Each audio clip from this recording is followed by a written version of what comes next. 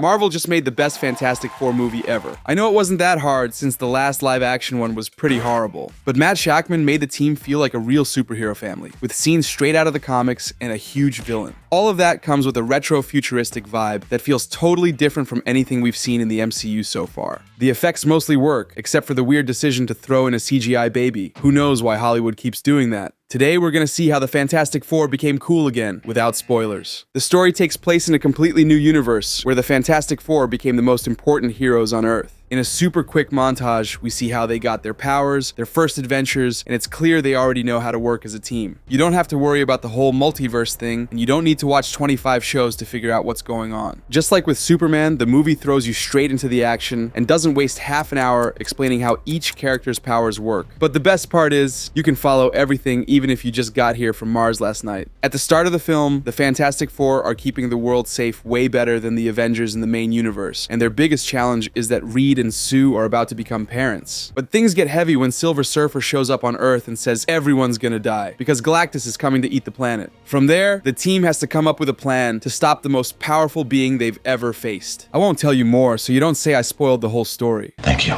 Marvel's main job here was to make us believe these four work as a family before anything else, not just as another group of superheroes. That's something no live-action team had really pulled off until now. Maybe a little with the Thunderbolts and the Guardians, but those were dysfunctional families with a ton of childhood trauma. Here, we've got a more traditional family with well-adjusted people. To avoid retelling the same story we saw in the Fox movies, they gave us a group that's already established and not dealing with family drama anymore. Of course, Johnny's still a womanizer and throws out a few cocky comments, but he's not fighting with everyone every 5 minutes because he thinks he's better than the rest. And there's also a scene showing Ben still isn't totally happy with how he looks, but he doesn't get a whole subplot of moping about the accident or blaming Reed. Instead, we see them interacting like a mature family that gets along. For example, Ben doesn't want Johnny sticking his fingers in the pot before the sauce is ready, and Sue knows where everything is in the house way better than Reed does. Like we saw in one of the trailers, they know each other so well that Ben realizes Sue's pregnant just because she's acting weird. He also notices when his best friend is on the verge of a nervous breakdown, even though no one else picks up on it. This dynamic works because the characters are written fantastically. Say that again?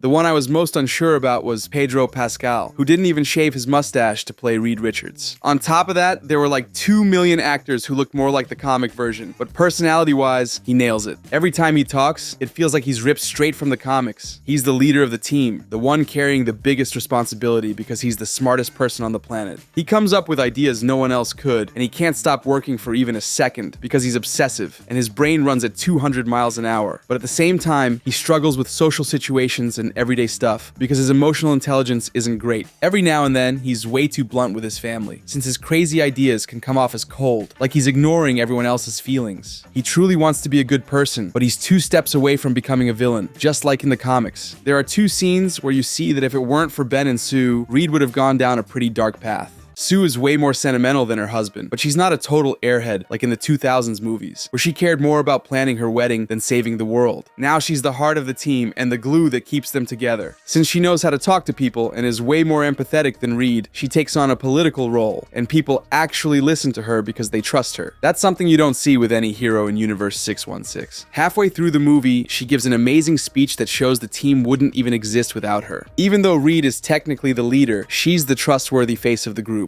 Everybody knows who's in charge.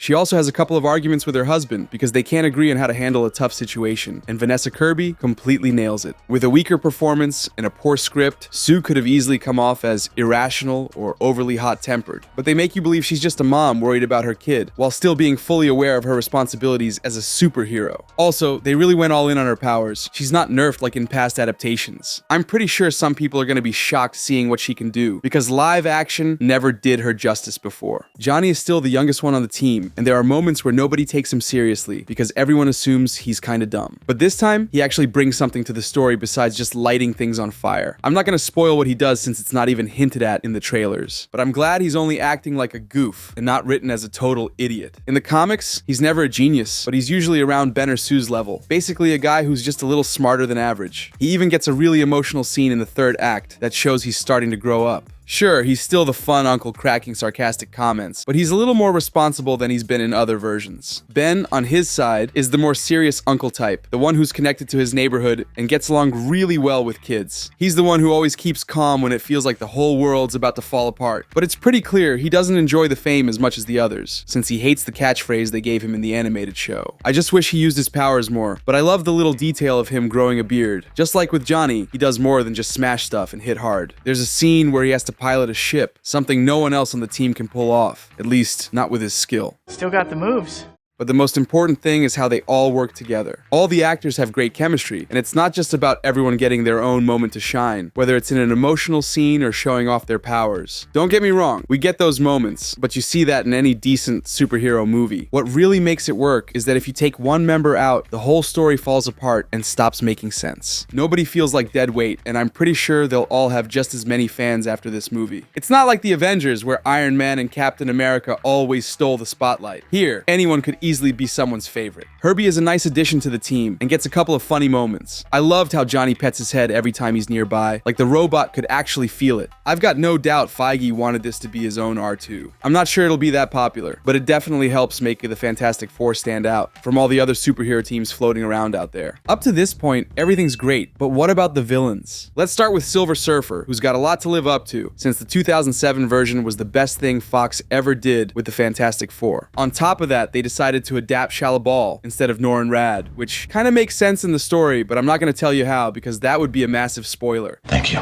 Her design looks fine, though I personally like the older version better, since it felt like a real person with makeup, not a person fully covered in CGI. What really works here, though, is the voice. They layered it with several filters so it sounds as alien as possible, even though she's speaking English. Julia Garner does a great job because she has to play a cold, emotionless character who doesn't enjoy being Galactus' herald. But she can't just come off like a robot either, because later she has to show more emotion for her arc to land. It's a shame the character's development is super predictable, at least if you know Silver Surfer. Still, it feels more emotional, believable, and way better executed than the 2007 movie. Back then, Norrin turned good just because Jessica Alba reminded him of his wife. The real highlight is Silver Surfer's powers. Thanks to the Power Cosmic, she can wipe the floor with the Fantastic Four in a one-on-one fight, and it's not even close. Without pulling off some crazy dirty trick, the team has zero chance even working together, which wasn't as clear in previous versions. Silver Surfer had a couple of awesome scenes in the 2000s, like the chase at the start, but since they made up that his powers came from the board, he was pretty easy to take down. That's not the case here though. There are a couple of scenes where she's separated from the board, and she's still almost unstoppable. Unlimited power.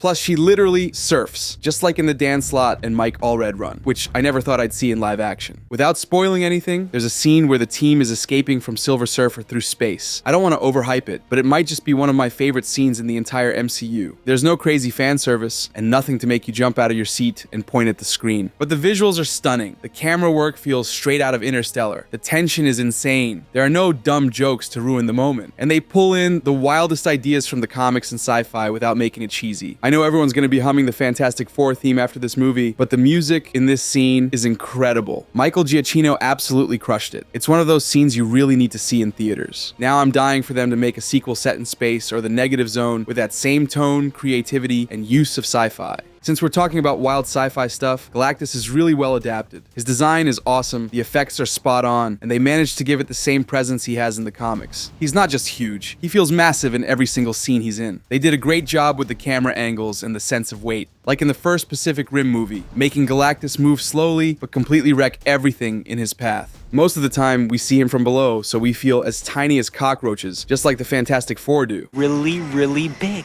He's so big that a couple of times we see him head on, and his head doesn't even fit in the frame because the camera is so close. In the theater, it really feels like you're looking at him in real size. Just like with Silver Surfer, they tweaked his voice a bit, but in his case, they cranked up the bass so the whole theater shakes every time he talks. Or maybe that's just Ralph Inesun's actual voice. Who knows? They also nailed Galactus' characterization. It would have been way too easy to make him a cliche villain who wants to eat planets just because he's evil, and that's it. Sure, he knows he's wiping out millions of innocent lives every time he destroys a planet, but he's not doing it out of malice. They even gave him a connection to the Fantastic Four that I didn't see coming. That added some depth and made him way more than just a giant guy who wants to eat everything because he's hungry. Up to this point, everything's still great, but what about the effects? Do they look good? Like I said earlier, the movie's got a retro-futuristic vibe that makes it stand out from any other live-action superhero movie we've seen. The cars, the TVs, the building facades, people's outfits, and every bit of room decor all feel different from what you'd see in the 616 universe or in the real world. You really believe you're looking at another universe because everything feels different from what you'd see outside your house, but it doesn't feel over the top either. Great!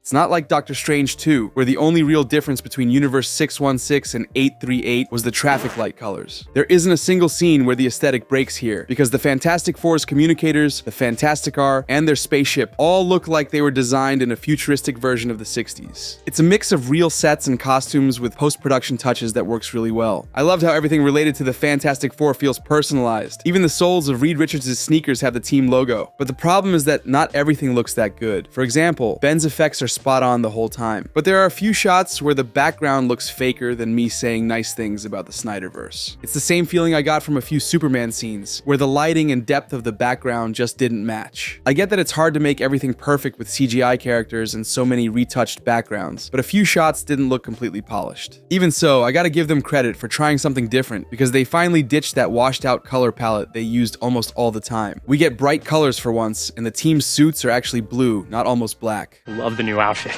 But the absolute worst part was the baby. It's not a spoiler that Sue's pregnant with Franklin, and at some point, he's born. But since they couldn't possibly use a real baby for those shots, they made a CGI doll that looks as fake as the ones in The Flash. It's not a living nightmare like the Twilight baby, but it's kind of funny that Ben looks perfect and the baby doesn't. It's probably more about tech limitations than time, because there's no way Galactus can look perfect and a baby still ends up deep in the uncanny valley. If he only showed up in a couple of shots, I wouldn't even mention it. But he's around a lot in the second half of the movie. And to make it worse, there's a really important scene where the effects look bad and it can pull you out of the moment. That could have been way better, but since everything else works, it didn't bother me that much. This is still a fun, creative movie with plenty of emotional moments, one that really understands the Fantastic Four, and it's packed with nods to the Stan Lee and Jack Kirby comics. The Avengers are gonna have to step up, because now there are two families in the MCU that are better than them. I explain why the Avengers don't really feel like a family in this video. I promise you, we're family here.